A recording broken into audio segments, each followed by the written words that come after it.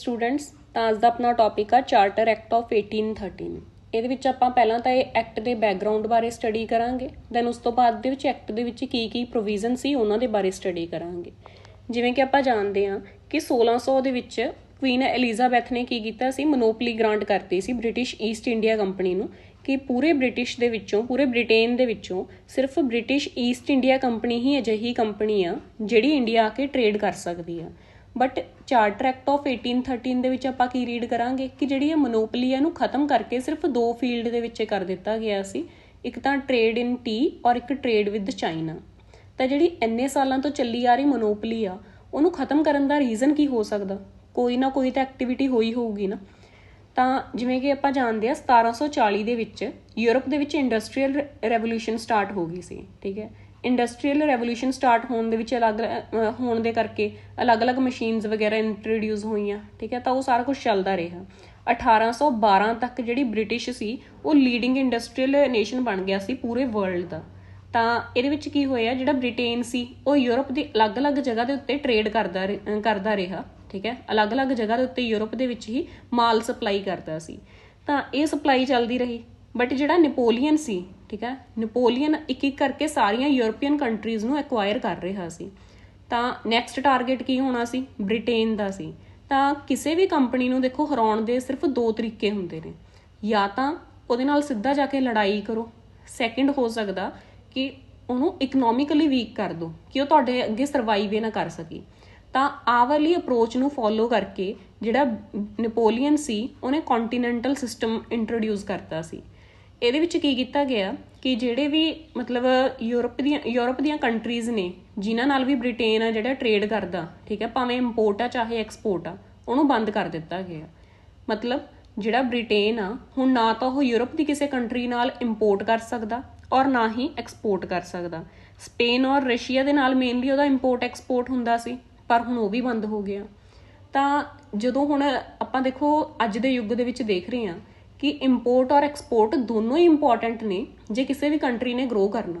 ਆਪਾਂ ਇੱਕ ਦਾਇਰਾ ਬਣਾ ਕੇ ਨਹੀਂ ਰਹਿ ਸਕਦੇ ਕਿ ਨਹੀਂ ਜੀ ਸਾਡੀ ਕੰਟਰੀ ਤਾਂ ਬਿਲਕੁਲ ਸਫੀਸ਼ੀਐਂਟ ਆ, ਅਸੀਂ ਕਿਸੇ ਨਾਲ ਟਰੇਡ ਕਰਨਾ ਹੀ ਨਹੀਂ। ਠੀਕ ਹੈ, ਜੇ ਆਪਾਂ ਨੇ ਅੱਗੇ ਵਧਣਾ ਤਾਂ ਆਪਣੀ ਕੋਈ ਵੀ ਕੰਟਰੀ ਆ ਉਹਨੂੰ ਦੂਜੀਆਂ ਕੰਟਰੀਜ਼ ਦੇ ਨਾਲ ਵਧੀਆ ਰਿਲੇਸ਼ਨ ਐਸਟੈਬਲਿਸ਼ ਕਰਨੇ ਹੀ ਪੈਣਗੇ, ਟਰੇਡ ਕਰਨੀ ਹੀ ਪਊਗੀ। ਠੀਕ ਹੈ, ਤਾਂ ਜਦੋਂ ਟਰੇਡ ਬੰਦ ਹੋ ਗਿਆ ਤਾਂ ਜਿਹੜੇ ਬ੍ਰਿਟੇਨ ਦੇ ਮਰਚੈਂਟ ਸੀ ਉਹਨਾਂ ਨੂੰ ਵੀ ਘਾਟਾ ਪੈ ਗਿਆ। ਠੀਕ ਹੈ, ਤਾਂ ਉਸ ਤੋਂ ਬਾਅਦ ਦੇ ਵਿੱਚ ਉਹ ਗੌਰਮੈਂਟ ਕੋਲ ਗਏ। ਗੌਰਮੈਂਟ ਨੂੰ ਉਹਨਾਂ ਨੇ ਕੀ ਫਰਿਆਦ ਕਰੀ ਕਿ ਜਿਹੜੀ ਤਾਂ ਈਸਟ ਵਾਲੀ ਸਾਈਡ ਇੰਡੀਆ, ਉੱਧਰਲੀ ਸਾਈਡ ਤਾਂ ਅਸੀਂ ਟਰੇਡ ਕਰ ਨਹੀਂ ਸਕਦੇ ਕਿਉਂਕਿ ਉੱਧਰ ਤੁਸੀਂ ਬ੍ਰਿਟਿਸ਼ ਈਸਟ ਇੰਡੀਆ ਕੰਪਨੀ ਨੂੰ ਮੋਨੋਪਲੀ ਦੇਤੀ, ਹੋਰ ਕੋਈ ਕੰਪਨੀ ਟਰੇਡ ਨਹੀਂ ਕਰ ਸਕਦੀ। ਤੇ ਜਿਹੜੇ ਆਲੇ ਦੁਆਲੇ ਦੇ ਦੇਸ਼ ਨੇ ਯੂਰਪ ਦੇ ਵਿੱਚ, ਉਹਨਾਂ ਨਾਲ ਨੈਪੋਲੀਅਨ ਨੇ ਆਰਡਰ ਦਿੱਤਾ ਕਿ ਟਰੇਡ ਨਹੀਂ ਕਰੂਗਾ ਕੋਈ। ਤਾਂ ਅਲਟੀਮੇਟਲੀ ਘਾਟਾ ਤਾਂ ਸਾਨੂੰ ਪੈ ਰਿਹਾ, ਮਤਲਬ ਕਿ ਮਰਚੈਂਟਸ ਨੂੰ ਪੈ ਰਿਹਾ। ਤਾਂ ਹੁਣ ਅਸੀਂ ਦੱਸੋ ਕੀ ਕਰੀਏ? ਤਾਂ ਹੁਣ ਗੌਰਮੈਂਟ ਦੇਖੋ ਜਿਹੜੇ ਮਰਚੈਂਟ ਸੀ ਉਹ ਵੀ ਦੇਸ਼ ਦੇ ਵਿੱਚ ਰਹਿ ਰਹੇ ਨੇ, ਜੇ ਮਰਚੈਂਟਸ ਨੂੰ ਘਾਟਾ ਪੈ ਰਿਹਾ ਤਾਂ ਦੇਸ਼ ਨੂੰ ਘਾਟਾ ਪੈ ਰਿਹਾ, ਅਲਟੀਮੇਟਲੀ ਸਰਕਾਰ ਨੂੰ ਪੈ ਰਿਹਾ। ਤਾਂ ਸਰਕਾਰ ਨੇ ਕੀ ਕੀਤਾ, ਜਿਹੜੀ ਬ੍ਰਿਟਿਸ਼ ਈਸਟ ਇੰਡੀਆ ਕੰਪਨੀ ਦੀ ਮੋਨੋਪਲੀ ਸੀ ਇੰਡੀਆ ਦੇ ਵਿੱਚ ਉਹਨੂੰ ਖਤਮ ਕਰਤਾ ਤੇ ਕਿਹਾ ਕਿ ਜਿਹੜੀ ਮੋਨੋਪਲੀ ਆ ਉਹ ਸਿਰਫ ਹੁਣ ਟਰੇਡ ਇਨ ਟੀ ਔਰ ਟਰੇਡ ਵਿਦ ਚਾਈਨਾ ਦੇ ਵਿੱਚ ਰਹੂਗੀ। ਤਾਂ ਬਸ ਇਹ ਵਾਲੀ ਚੀਜ਼ ਦੇ ਵਿੱਚ ਸਾਰਾ ਕੁਝ ਉਹੀ ਐਕਸਪਲੇਨ ਕੀਤਾ ਗਿਆ। ਤਾਂ ਡੈਫੀਨੇਟਲੀ ਜਦੋਂ ਮੋਨੋਪਲੀ ਨੂੰ ਕਹਿੰਦੇ ਖਤਮ ਕਰ ਦਿੱਤਾ ਗਿਆ ਤਾਂ ਜਿਹੜੀ ਕੰਪਨੀ ਸੀ ਉਹਨਾਂ ਨੇ ਵੀ ਗਾਹ ਜਾ ਪਾਇਆ ਹੋਊਗਾ, ਬਟ ਕੋਈ ਅਸਰ ਨਹੀਂ। ਜਿਹੜੀ ਮੋਨੋਪਲੀ ਸੀ ਉਹਨੂੰ ਅਲਟੀਮੇਟ ਖਤਮ ਕਰ ਹੀ ਦਿੱਤਾ ਗਿਆ ਸੀ। ਤਾਂ ਫਾਈਨਲੀ ਜਿਹੜੇ ਬ੍ਰਿਟਿਸ਼ ਦੇ ਮਰਚੈਂਟ ਸੀ ਉਹ ਇੰਡੀਆ ਆ ਕੇ ਟਰੇਡ ਕਰ ਰਹੇ ਸੀ। ਤੁਸੀਂ ਆਪ ਦੇਖੋ, ਪਹਿਲਾਂ ਤਾਂ ਸਿਰਫ ਇੱਕ ਕੰਪਨੀ ਆ ਕੇ ਟਰੇਡ ਕਰ ਰਹੀ ਹੈ, ਉਹਨਾਂ ਨੇ ਇੰਡੀਅਨਸ ਦੀ ਭੂਤਨੀ ਭੁਲਾ ਰੱਖੀ ਹੈ। ਠੀਕ ਹੈ, ਮਤਲਬ ਕਿ ਬਹੁਤ ਜ਼ਿਆਦਾ ਨੁਕਸਾਨ ਹੋ ਰਿਹਾ ਉਹਨਾਂ ਕਰਕੇ। ਪਰ ਹੁਣ ਜਦੋਂ ਇੰਨੀਆਂ ਸਾਰੀਆਂ ਕੰਪਨੀਆਂ ਇੰਡੀਆ ਆ ਕੇ ਟਰੇਡ ਕਰ ਰਹੀਆਂ ਨੇ ਤਾਂ ਜਿਹੜੇ ਬ੍ਰਿਟਿਸ਼ ਈਸਟ ਇੰਡੀਆ ਕੰਪਨੀ ਦੇ ਨਾਲ ਨਾਲ ਬਾਕੀ ਕੰਪਨੀਜ਼ ਆ ਗਈਆਂ, ਇਹਨਾਂ ਕਰਕੇ ਜਿਹੜਾ ਇੰਡੀਅਨ ਹੈਂਡੀਕ੍ਰਾਫਟ ਸੀ ਉਹ ਖਤਮ ਹੋ ਗਿਆ। ਠੀਕ ਹੈ, ਕਿਧਰੇ ਤਾਂ ਕੋਈ ਚੀਜ਼ ਮਸ਼ੀਨ ਦੇ ਵਿੱਚ ਬਣ ਕੇ ਛੇਤੀ ਤਿਆਰ ਹੋ ਰਹੀ ਆ ਔਰ ਜ਼ਿਆਦਾ ਸਫਾਈ ਨਾਲ ਤਿਆਰ ਹੋ ਰਹੀ ਆ, ਕਿਧਰੇ ਹੱਥਾਂ ਦੇ ਨਾਲ ਲੋਕ ਉਹੀ ਚੀਜ਼ ਨੂੰ ਹਫ਼ਤੇ ਦੇ ਵਿੱਚ ਤਿਆਰ ਕਰ ਰਹੇ ਨੇ। ਤਾਂ ਜਿਹੜਾ ਇੰਡੀਅਨ ਹੈਂਡੀਕ੍ਰਾਫਟ ਸੀ ਉਹ ਉਹਨਾਂ ਦੇ ਅੱਗੇ ਸਰਵਾਈਵ ਨਹੀਂ ਸੀ ਕਰ ਪਾਇਆ। ਤਾਂ ਇਹਦੇ ਵਿੱਚ ਸਾਰਾ ਕੁਛ ਆਹੀ ਐਕਸਪਲੇਨ ਕਰਿਆ ਹੋਇਆ। ਨੈਕਸਟ ਆਪਾਂ ਪੜ੍ਹਦੇ ਹਾਂ ਪ੍ਰੋਵੀਜ਼ਨ ਆਫ ਚਾਰਟਰ ਐਕਟ 1813। ਠੀਕ ਹੈ, ਤਾਂ ਇਹਦੇ ਵਿੱਚ ਕੀ ਸੀ, ਜਿਹੜੀ ਜਿਹੜਾ ਕੰਪਨੀ ਦਾ ਰੂਲ ਸੀ ਉਹਨੂੰ ਅਗਲੇ 20 ਸਾਲਾਂ ਤੱਕ ਐਕਸਟੈਂਡ ਕਰ ਦਿੱਤਾ ਗਿਆ। 1813 ਤੋਂ ਲੈ ਕੇ 1833 ਤੱਕ ਹੋ ਜਾਊਗਾ। ਦੈਨ ਉਸ ਤੋਂ ਬਾਅਦ ਦੇ ਵਿੱਚ ਮੋਨੋਪਲੀ ਬਾਰੇ ਦੱਸਤਾ ਕਿ ਜਿਹੜੀ ਮੋਨੋਪਲੀ ਸੀ ਉਹਨੂੰ ਖਤਮ ਕਰ ਦਿੱਤਾ ਗਿਆ। ਇਸ ਤੋਂ ਇਲਾਵਾ ਨੈਕਸਟ ਪ੍ਰੋਵੀਜ਼ਨ ਕੀ ਸੀ, ਲੋਕਲ ਲੈਵਲ ਤੇ ਜੋ ਗੌਰਮੈਂਟ ਸੀ ਉਹ ਵੀ ਟੈਕਸ ਕਲੈਕਟ ਕਰ ਸਕਦੀ ਸੀ। ਔਰ ਜਿਹੜਾ ਇਹ ਟੈਕਸ ਕਲੈਕਸ਼ਨ ਦਾ ਦਾਇਰਾ, ਅਗਰ ਇਹਦੇ ਨਾਲ ਰਿਲੇਟਡ ਕੋਈ ਵੀ ਇਸ਼ੂ ਕ੍ਰੀਏਟ ਹੋ ਰਿਹਾ ਤਾਂ ਉਹ ਸੁਪਰੀਮ ਕੋਰਟ ਦੇ ਦਾਇਰੇ ਦੇ ਵਿੱਚ ਆਉਂਦਾ ਸੀ।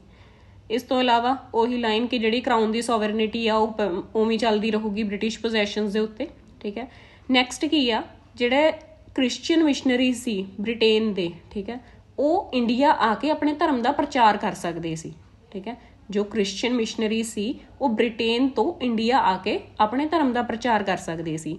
ਨੈਕਸਟ ਕੀ ਸੀ, ਇੰਡੀਅਨ ਲਿਟਰੇਚਰ ਤੇ ਪ੍ਰਮੋਸ਼ਨ ਆਫ ਸਾਇੰਸ ਨੂੰ ਪ੍ਰਮੋਟ ਕਰ ਦਿੱਤਾ ਗਿਆ, ਮਤਲਬ ਕਿ ਸਾਇੰਸ ਦੇ ਫੀਲਡ ਦੇ ਵਿੱਚ ਜ਼ਿਆਦਾ ਅੱਗੇ ਵਧਣ ਲੋਕ, ਜਾਂ ਜਿਹੜਾ ਇੰਡੀਅਨ ਲਿਟਰੇਚਰ ਆ ਉਹਨੂੰ ਦੁਬਾਰਾ ਕਹਿੰਦੇ ਜ਼ਿੰਦਾ ਕਰ ਦਿੱਤਾ ਜਾਵੇ, ਠੀਕ ਹੈ, ਰਿਵਾਈਵ ਕਰ ਦਿੱਤਾ ਜਾਵੇ, ਤਾਂ ਉਹਦੇ ਵਾਸਤੇ ਫਾਈਨੈਂਸ਼ੀਅਲ ਗ੍ਰਾਂਟਸ ਦਿੱਤੀਆਂ ਗਈਆਂ। ਇਸ ਤੋਂ ਇਲਾਵਾ ਜਿਹੜਾ ਲਾਸਟ ਪੁਆਇੰਟ ਆ ਆਈ ਥਿੰਕ ਬਹੁਤ ਜ਼ਿਆਦਾ ਇੰਪੋਰਟੈਂਟ ਆ, ਕਿਉਂਕਿ ਇਹਦੇ ਬਾਰੇ ਆਪਾਂ ਇੱਕ ਪੜ੍ਹਾਂਗੇ ਵੀ ਕਿ ਲਾਰਡ ਮੈਕੌਲੇ ਨੇ ਡਾਊਨਵਰਡ ਫਿਲਟਰੇਸ਼ਨ ਥਿਊਰੀ ਦਿੱਤੀ ਸੀ, ਠੀਕ ਹੈ। ਤਾਂ ਇਹਦੇ ਵਿੱਚ ਕੀ ਸੀ ਕਿ ਜਿਹੜੀ ਕੰਪਨੀ ਆ ਉਹਦਾ ਐਜੂਕੇਸ਼ਨ ਦੇ ਮਾਮਲੇ ਦੇ ਵਿੱਚ ਬਹੁਤ ਇੰਪੋਰਟੈਂਟ ਰੋਲ ਰਹੂਗਾ ਕਿ ਉਹ 1 ਲੱਖ ਰੁਪਈਆ ਐਜੂਕੇਸ਼ਨ ਦੇ ਉੱਤੇ ਖਰਚ ਕਰੂ, ਠੀਕ ਹੈ। ਹੁਣ ਸੋਚਣ ਵਾਲੀ ਗੱਲ ਇਹ ਆ ਕਿ ਜਿਹੜੇ ਬ੍ਰਿਟਿਸ਼ ਗੌਰਮੈਂਟ ਸੀ ਉਹ ਇੰਡੀਆ ਦੇ ਉੱਤੇ ਕਬਜ਼ਾ ਕਰਨਾ ਚਾਹੁੰਦੀ ਸੀ, ਪਰ ਫਿਰ ਵੀ ਉਹ ਇੰਡੀਅਨ ਦੀ ਐਜੂਕੇਸ਼ਨ ਦੇ ਉੱਤੇ ਖਰਚਾ ਕਿਉਂ ਕਰਨਾ ਚਾਹੁੰਦੀ ਆ, ਠੀਕ ਹੈ। ਉਹਨਾਂ ਨੂੰ ਕੀ ਫਾਇਦਾ, ਐਜੂਕੇਸ਼ਨ ਜੇ ਇੰਡੀਅਨਸ ਨੂੰ ਮਿਲ ਰਹੀ ਆ ਉਹਨਾਂ ਦਾ ਕੀ ਫਾਇਦਾ ਹੋ ਸਕਦਾ। ਇਹਦੇ ਬਾਰੇ ਆਪਾਂ ਨੈਕਸਟ ਜੋ ਟੌਪਿਕ ਹੋਊਗਾ ਉਹਦੇ ਵਿੱਚ ਵੀ ਕਵਰ ਕਰਾਂਗੇ। ਫਿਲਹਾਲ ਇਹ ਐਕਟ ਦੇ ਵਿੱਚ ਆਹੀ ਪ੍ਰੋਵੀਜ਼ਨ ਸੀ। ਜੇ ਤੁਹਾਨੂੰ ਲੈਕਚਰ ਵਧੀਆ ਲੱਗਿਆ ਤਾਂ please like, share and subscribe and follow for more updates. Thank you.